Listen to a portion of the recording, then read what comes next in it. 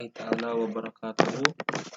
Ah, bago tayo magsimula, magkakaroon muna tayo ng digital prayer na para sa ating panimula sa lecture na ito. Okay, so let us put ourselves in the presence of Allah subhanahu wa ta'ala.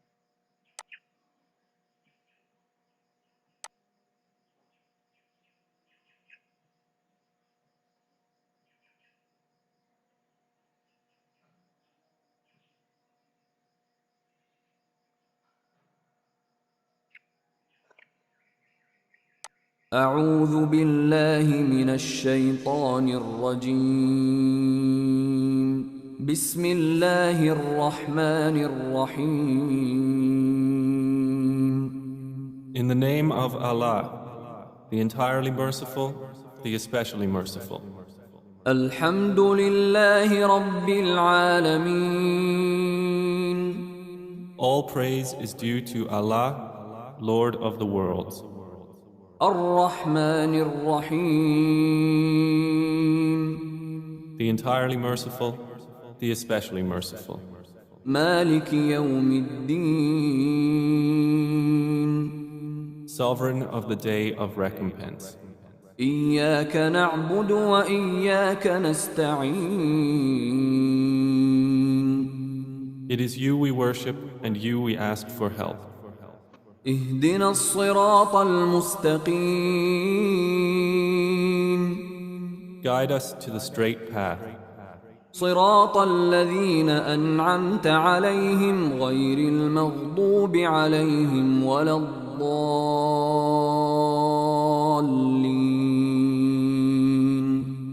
The path of those upon whom you have bestowed favor, not of those who have evoked your anger or of those who are astray. Okay, that's it. So magkakaroon na Okay, so let us proceed to our lecture for module 4. Actually, it has 1, 2, 3, 4, 5, 6. Only 6. Only 6 pages lang. So, we will discuss it today kasi so itong lecture na to, dito na makikita sa YouTube kasi I already deactivated my Facebook so kasi maraming dapat na i-arrange kaya I choose to deactivate first my Facebook kasi it really consumes my time. So hindi ako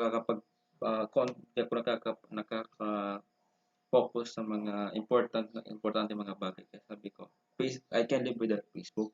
I can go without Facebook. I can adjust because I lived without Facebook before. So hopefully makaya natin kasi masyadong toxic ang Facebook.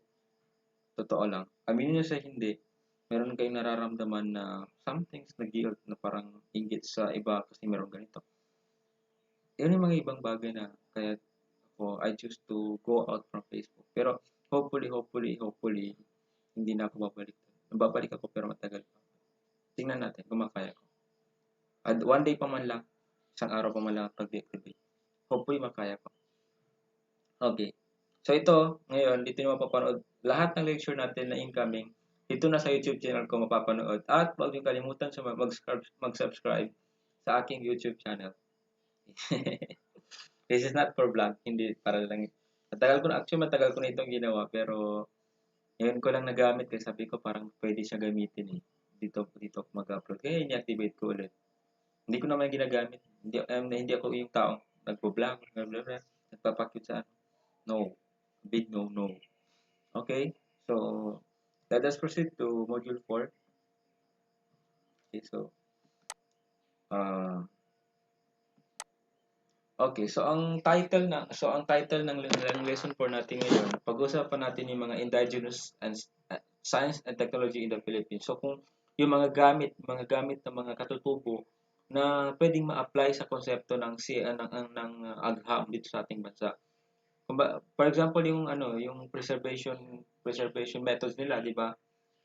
Halimbawa yung sa mga mangyan.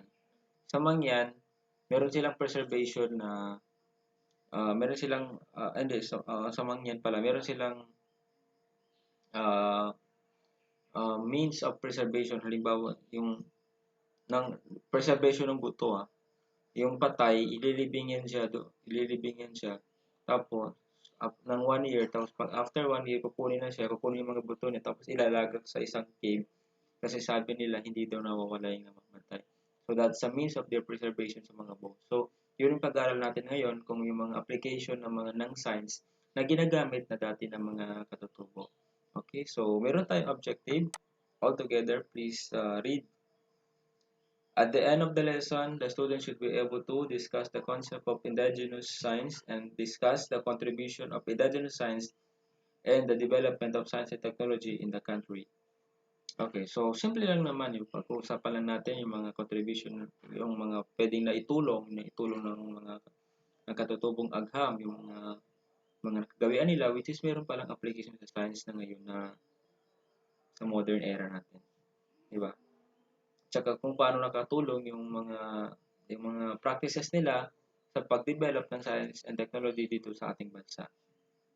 O yung mas mismong paggawa ng inaul, method of science yan, machine yan, pero handmade, parang locally made na machine, yung paggawa ng inaul.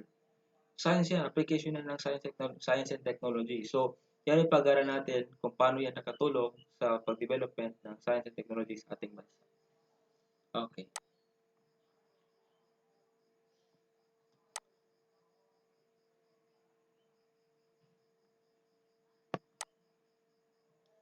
So, ito makikita nito itong mga kabataang youth leader ng IP.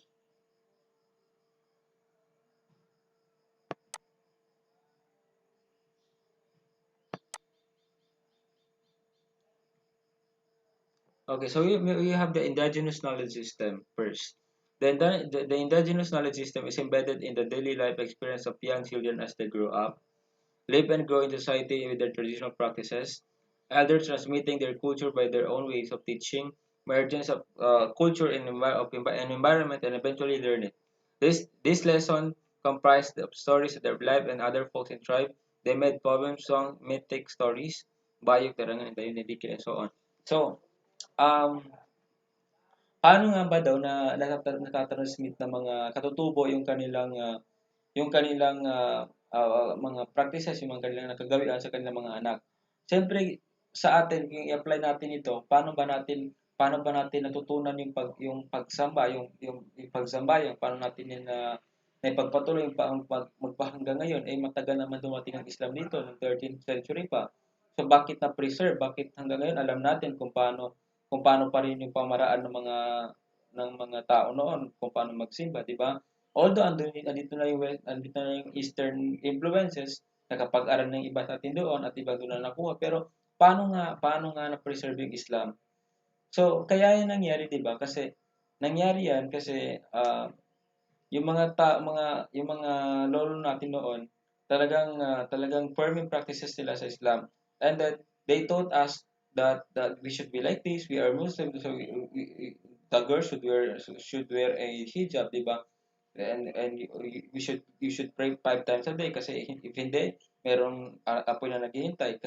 So yun, tinuturuan tayo ng ating mga ninuno noon, yung mga tinuturuan ng mga ninuno natin, yung mga nanay at mga lola natin noon, kung paano yung mga nakagawian nila, at the same time para ma-apply to all sa kung ano yung buhay meron sila. The same practice, in relation dito sa indigenous knowledge system, ganon din yung ginagawa. Yung mga nakakatanda, itinuturo nila yung mga nakagawian nila doon sa kanilang mga anak. Katulad ni Wang Od. Okay, hanapin natin si Wang Od.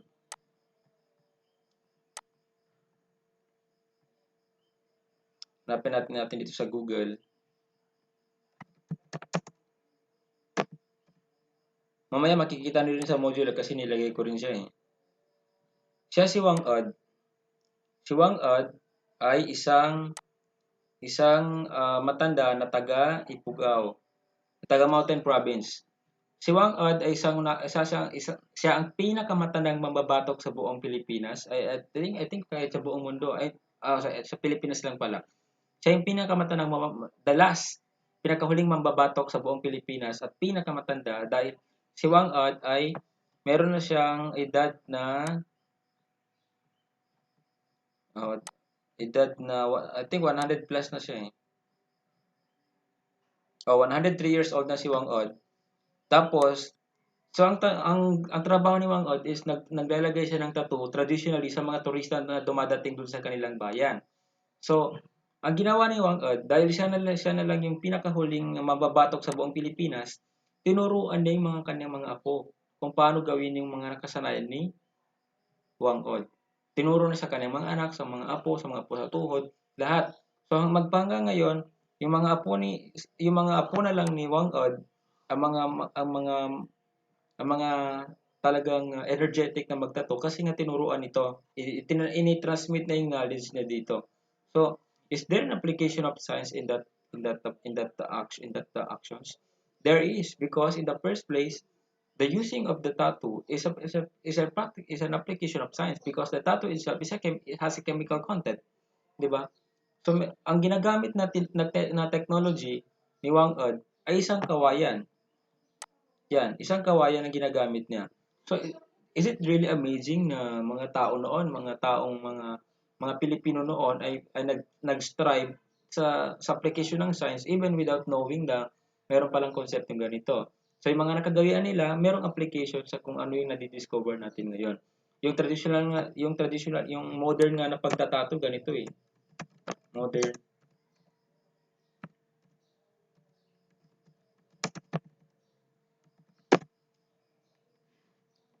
O yan, ito yung mga gamit na sa modern na paglalagay ng tattoo. So imagine yung, 'di ba, yung kilawang odd, dati-rati pa kawain yung ginagamit nila. So the same application, the same lang naman ang pagtatatato, 'di ba? So talagang advanced, talagang andun yung application ng science even without the presence of this modern science, 'di ba? So that really contributed in the development of science in our country. Okay, so let's go back to our module. So, uh, yung at the other side, natututunan ng mga katutubo yung kanilang learn, yung kanilang ano yan? Yung yung kanilang mga nakagawian dahil they are living on that. Ikaw ba naman, 'di ba? Ikaw ba naman na nakatira ka sa isang lugar na to, hindi mo matututunan yung kultura? It's a big no. I think isa kang abnormal kung hindi mo matututunan yung kultura.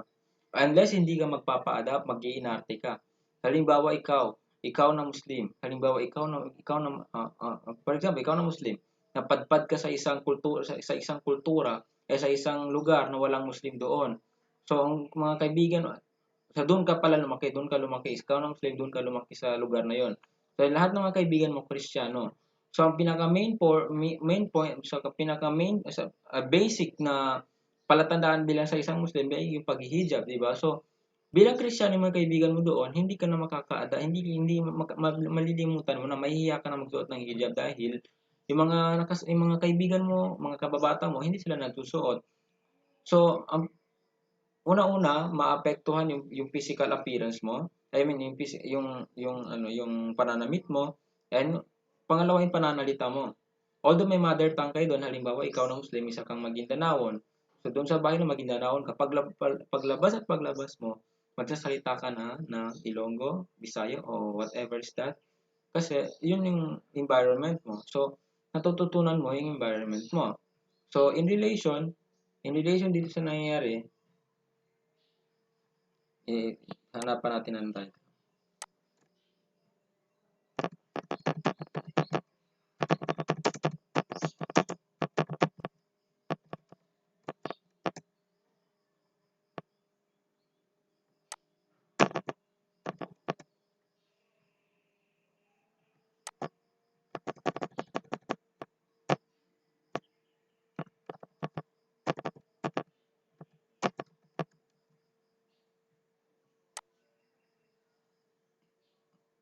Yan. Ito yung sinasabi ko.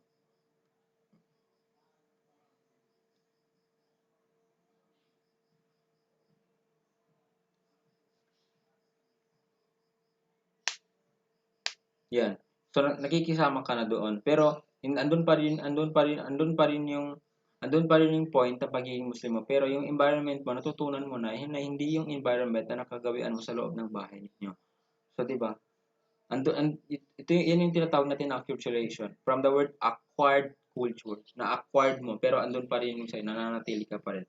So, in relate dito sa knowledge system na to, yung mga bata doon sa mga halimbawa sa tribo ng Tiduray, yung mga bata sa tribo ng Tiduray, hindi yan nila yung matututunan yung kultura ng mga Amerikano.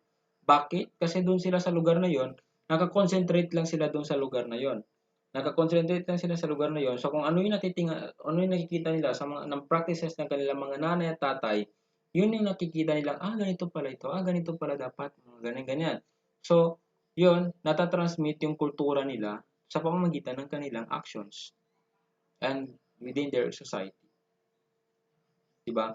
Another ways is that, halimbawa, yung mga myths na sinasabi natin, yung mga hindi naman talaga siya evident, hindi naman siya proven, pero parang may ganito na nangyari, mga ganyan. Halimbawa yung darangan, 'di ba? Yung darangan is parang Maranao myth yan eh.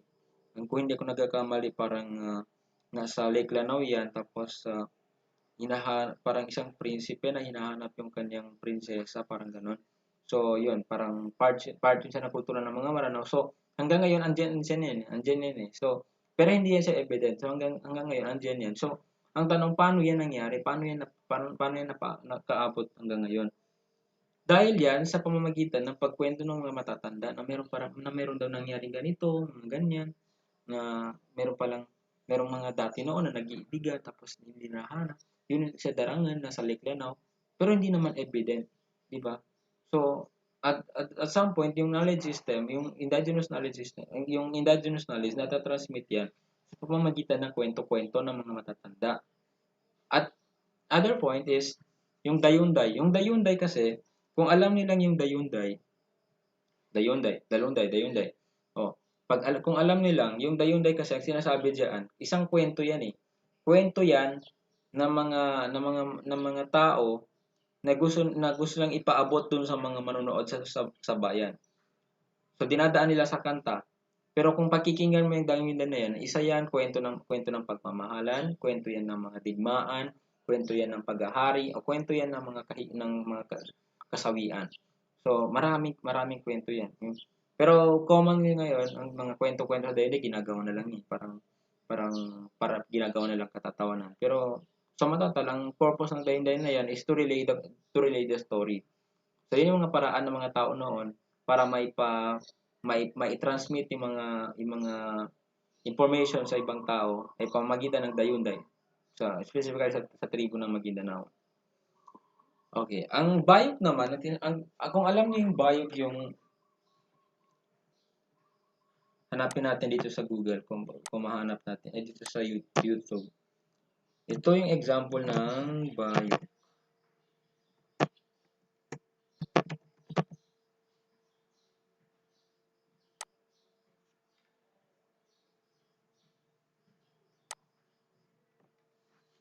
Yan.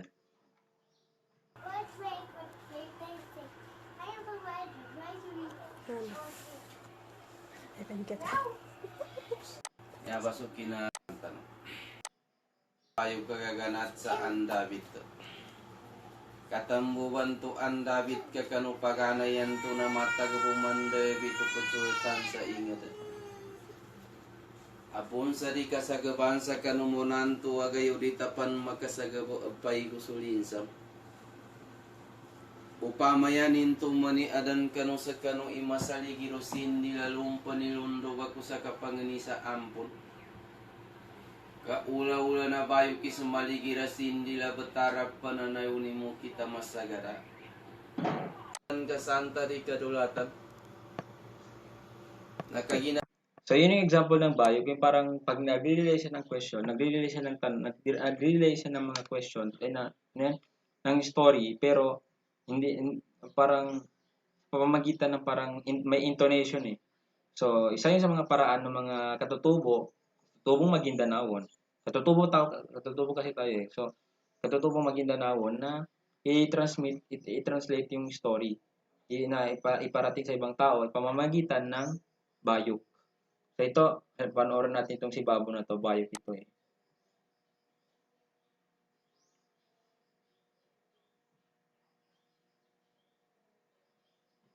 Nalunyan sumaganatan, nalunyan sumalibutang, kadapawangan walibutang pinagdaginawahan.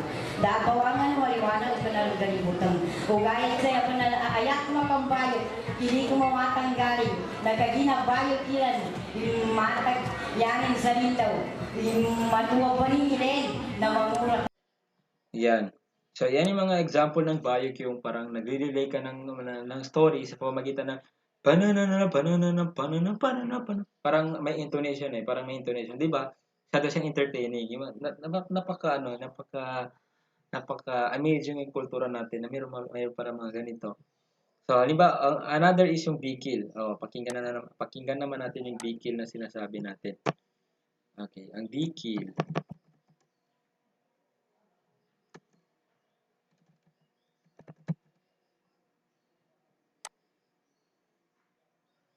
Tingnan natin ito.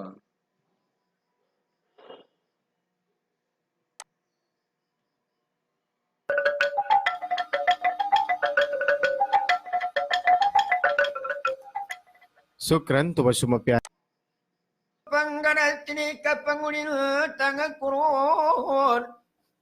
Au na sula no bangsa na pangay no batra kanunan Yan. tuagay. Napakaganda. Ay sa kapambunuan yan sarong kawangan sa pagsamula-ulanan. Anam panamamuy berakasang tama pangunutan kay tinamamana sarbugo gagusit tinamamana sandaw. Aw kay mana sutigina sutinamana sandaw sadidi tiginanit. Ene tinamamana sarbugo ngay betuang kuruna kamagabisa. Ayan. So, accordingly, ang ginagamit itong dikil na to kasi yung mga dato noon, uupo-upo lang yan sila eh. So, para yung alipin nila, uutusan nila kung ano yung nangyayari doon sa kabilang dako, uutusan yung alipin na alamin yung nangyayari doon sa kabilang dako. So, ang gagawin ng titingnan niya, aalamin yung nangyayari. Tapos pagbalik na doon sa harapan ng dato, sasabihin niya, may ganito nangyari. Parang ganon. Hindi ko alam eh. Pero parang siyang kumakanta na sumisigaw. Parang ganon. Ayun yung dikil, yung pamamaraan ng dikil. So, balik tayo dito to wrap up this topic, yung indigenous knowledge system, nangyayari yan sa pamamagitan ng kultura, ng sarili mong environment, sa pamamagitan ng practices na nakikita ng bata, and yung mga kwento-kwento na sinasabi ng mga nakakatanda. Diba? So, some examples of indigenous knowledge that are taught and practiced by the indigenous people are, so ito na yung na-acquired, so ito na yung mga na-survive magpahanggang ngayon. Yung predicting weather conditions and seasons using knowledge in observing animals' behavior and celestial bodies. Eh, yung sabi nga nila, di ba? Sabi nga ng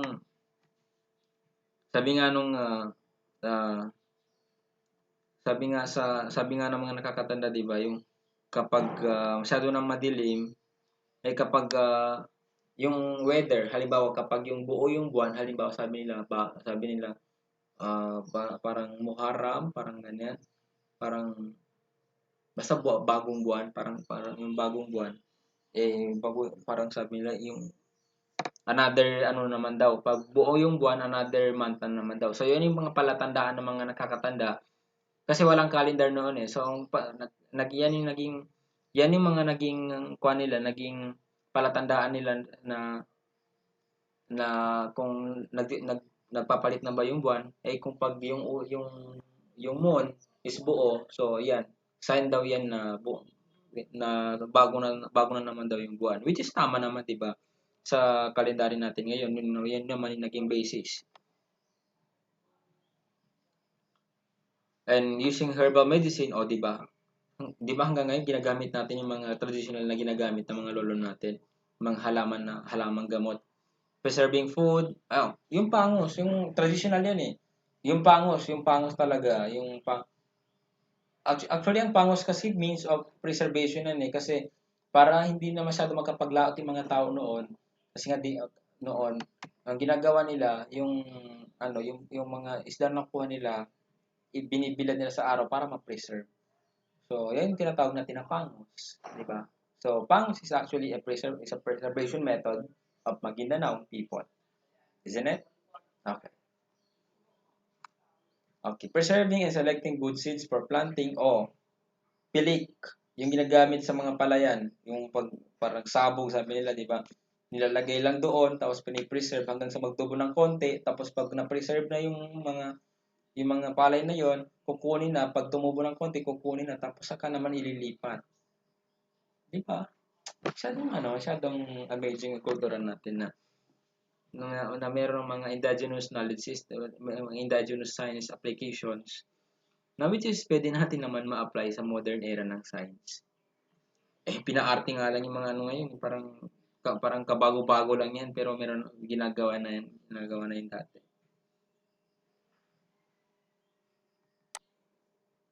Building local irrigation systems, yung mga labo, yung sa mga palayan, alam niyo yan, yung parang itinatambak na para ma-divide yung mga palayan.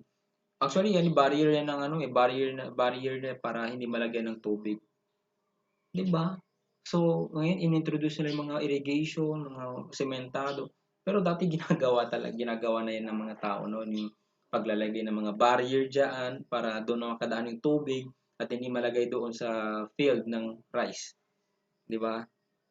Classifying different types of soil for planting based on cultural properties, producing wines and juices from tropical fruits, and keeping the custom of growing plants and vegetables in the year. Yeah. So, pagtatanim. Okay, so indigenous science. Indigenous science is a part of the indigenous knowledge system practiced by the different group of people and early civilizations. Okay, knowledge, expertise, practices, and representation that guide human societies. It is collectively lived and experienced by the people of a given culture. It includes everything from metaphysics to philosophy practiced by IPs then and now. Science is a part of culture, and science molded by people and society. IPs believe contributed as consistent in scientific attitudes such as motivating attitude, cooperating attitude, practical attitude, and reflective attitudes. Develop diverse structures and contents between society and the environment. Indigenous science provides the basic of astronomy, pharmacology, and technology of metallurgy. So, actually, ang indigenous science is a combination of different aspects. Okay. So, the indigenous science is built from the knowledge of different people. So, kaya nagkaroon itong indigenous science na to kasi di ba noon wala masyadong technology. So, yung people they come up to formulate their own, to think of their survival means kasi nga mga tao noon they need of survival means din naman eh. So, kailangan nila yung makasurvive sila. So, in order for them makasurvive sila, kailangan nila magharap ng paraan. So, kaya nabuo yung mga na yon dahil dun sa mga na-formulate nila mga knowledge. So, yung mga na-formulate nila, yun yung ina-practice nila. So, hanggang ngayon, yun yung mga nakagawian nila. Okay, so, yung iba pa nga, yung mga experience, yung mga pangangaso, actually poaching, this is illegal na ngayon.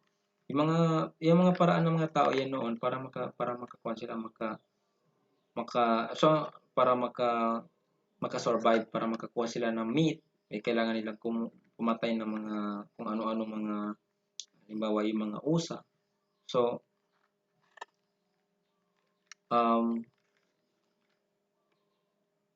halimbawa ito.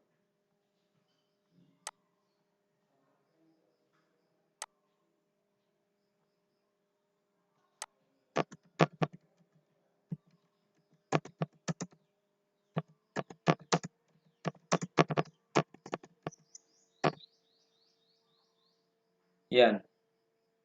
Ito yung sinasabi ko. So, kailangan nila makasurvive. In order for them para makasurvive, kailangan nila maghanap ng mga makain sa gubat. So, ang tanong kasi, paano yun nila nahuhuli? Paano nila yung nagagawa? So, nag-isip sila ng paraan kung paano nila mahuli. So, sa mga naisip nilang paraan, yung pag, gagawa ng mga tulis na bagay para pantusok doon sa mga ano. So, di ba naisip nila yon yung parang gumawa silang pantusok para mamatay yung habulin nila. Is that amazing na naisip nila yon?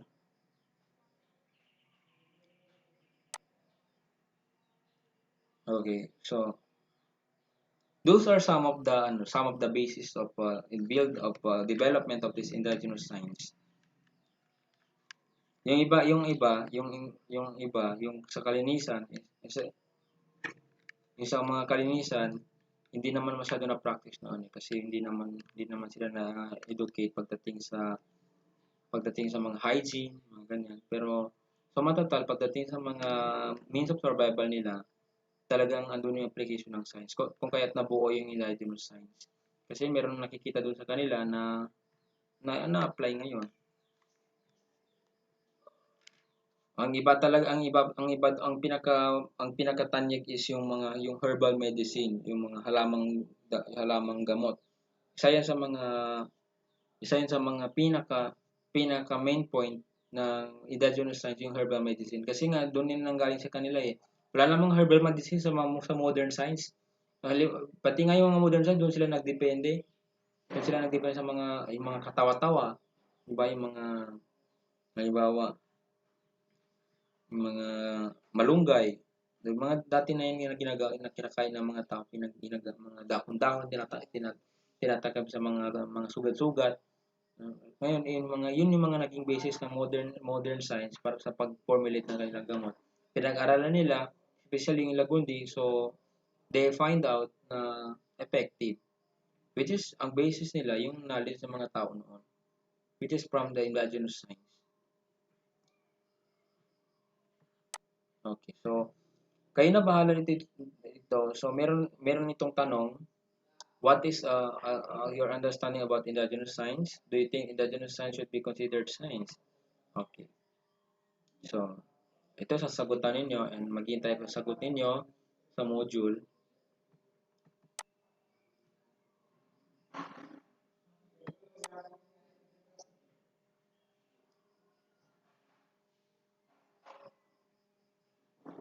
So ito yung framework ng indigenous science. Kung makikita niyo lang, kung alam niyo lang. So indigenous science is na breakdown sa tatlo. Una-una yung uses, yung processes, halimbawa yung herbal medicine. Then guided by the community and culture and values. So and composed of traditional knowledge. Yun yung tatlo. Halimbawa yung gamit ng lagundi. So saan ba ginagamit ang lagundi? Naisip nila na pag inuubo, pwedeng gamitin yung lagundi na magpakulo ka ng lagundi tapos kakainin mo, iinumin mo yung tubig. So yun yung process nila. So that is guided by the culture and their values. So halimbawa, pwedeng iniinom nila yung lagundi noon sa tasa na mayroon pa mga binabasa mga ganyan, meron pa sila mga do's and don'ts na pag-inom. So, yun yung values nila doon and their culture. So, composed of traditional knowledge. So, yung pinaghalo na yung mga knowledge, yung mga alam nila doon sa paggamit ng lagundi na yun. So, actually, suma total, the indigenous science is divided into three: the uses and the guide, and the uses, which is the science, process, skills, and guided by the community culture and values, and that is composed of traditional knowledge. Indigenous science uses science process skills such as observing, comparing, classifying, measuring, problem solving, inferring, communicating, and predicting. Yun. Ito yung mga yung process skills nila. Pwede yan, merong application ng mga pag-observe kung paano kung inuubo yan, pwede yan. Kung inuubo yan, pwede yan siyang ganito, pwedeng inumin niya ito, ganito, pwedeng gawin ito, pwede siyang uminom, ganyan. So there's an observation in the process of science skills in the science. So yung predicting, communicating, measuring, and problem solving. So those are the processes that are being used in the indigenous science. And the indigenous science is guided by the community culture such as the following: the land as a source of life, the earth is revered as Mother Earth, and all creatures are interconnected and interdependent with each other. So they believe that human and the animals are being related to each other, and um, human beings are stewards of trusting of the land and other natural resources. Kung kaya 'di ba, yung mga tao noon sinasamba nila yung mga kahoy noon kasi sa sobrang pagpapahalaga sa sobrang pagpapahalaga nila sa Mother Earth ay sinasamba nila yung mga kahoy-kahoy noon. So do's and don'ts, so isa yun sa mga do's and don'ts nila. So pag nakadaan ka ng malaking kahoy, you should do praying dun sa kahoy na yun. So that's a part of their culture. And nature is a friend to human being. Mga tao kasi noon masyado siyang fully dependent sila sa kalikasan. Kasi wala pang technology. Ngayon, yung mga kalikasan sinisira natin para sa technology. Indigenous is composed of traditional knowledge and practice and valued by people in communities as ethnobiology, ethnomedicine, indigenous farming methods, and folk astronomies. Ito yung sinasabi ko, diba, sa traditional knowledge, yung mga kaalaman nila, yung mga ethnobiology, yung mga pagmuya-muya halimbawa sa Maguindanao people, yung mga sa Maguindanao culture, yung pagmuya-muya ng tabako, that's a part of ethnobiology. And indigenous farming methods, yung paglalagay ng halimbawa yung linakan. Oo, yung linakan na rice. So, ang ginagawa doon para sumarap daw, nilalaga yung palay tapos saka siya ibinibilad sa araw. Tapos saka naman siya ginigrill para maging bigas. Okay, so that is still part of Maguindanao life, yung linakan. So pag nakain yung linakan, talagang mas masarap pa sa biryani. And folks astronomy. So diba, napakarami nilang alam. Indigenous science is important in the development of science and technology in the Philippines. Like the ancient civilizations, indigenous science gave birth to the development of science and technology as a field and as discipline. Indigenous science helped the people in understanding the natural environment in coping with everyday life. UNESCO Declaration on Science and the Use of Scientific Knowledge and recognized indigenous science as a historical and valuable contribution to the science and technology. Okay, so yung mga practices ng mga tao noon has been recognized by the UNESCO's yung Declaration on Science as the Use of Scientific Knowledge. Okay. So, hanggang doon lang yung discussion natin kasi medyo na-talk pa ako. Okay. So, kung may mga hindi pa klaro sa inyo, kung may mga hindi pa masyadong satisfied na mga thought, pwede kayong mag-comment below sa comment box and sasagutin natin as much as we can. And meron naman tayong kung may mga katanungan kayo, pwede nyo rin i-comment, then sasagutin naman natin. And then, before we end, meron tayong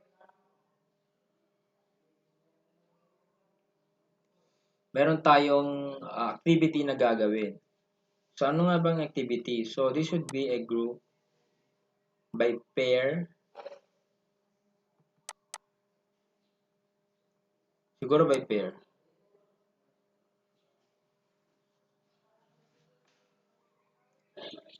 Pairing by pair siguro. Search for indigenous tradition or any related regional practices related to science within the Philippines. Or pwede nating i-expand, hindi lang sa Philippines, pwede sa buong mundo. Pwede sa buong mundo. And herbal medicine of a certain tribe. Halimbawa, yun. Then read and understand the concept.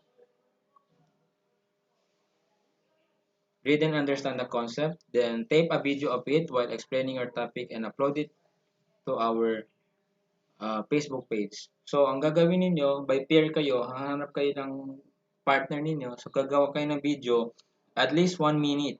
1 minute lang kasi since wala na ako sa Facebook, umalis na ako doon. Tingnan natin kung babalik ako, pero hopefully ngayon hindi pa. Pero ang gagawin niyo kahit 1 minute na lang, kasi isa-send niyo yan sa ating sa ating GC. I-send nyo sa GC natin. 1 minute lang, matatanggapin na ng Messenger. Okay, 1 minute lang, i-send nyo sa GC. Tapos, yun lang, parang i-explain nyo lang. Mabilisan lang. Then, yung creativity, siyempre may mga effect yan. May mga kayo na bahala sa creativity, 25 points.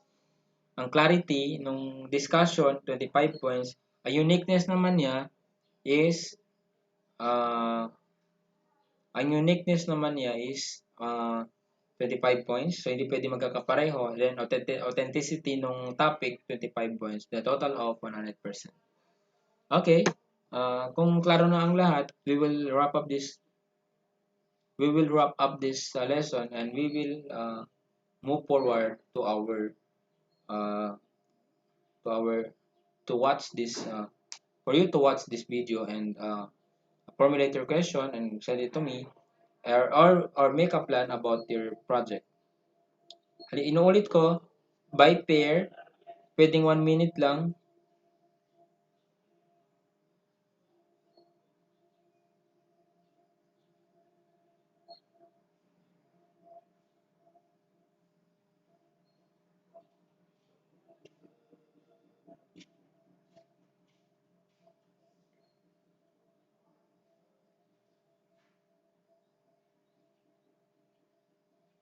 Okay, so by pair yan. So, at least 1 minute lang. Then, i-send na niyo sa GC.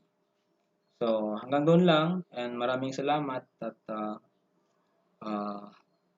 salamat sa pakikinig. Sokran hadza kalau. Khairan kathir. Okay.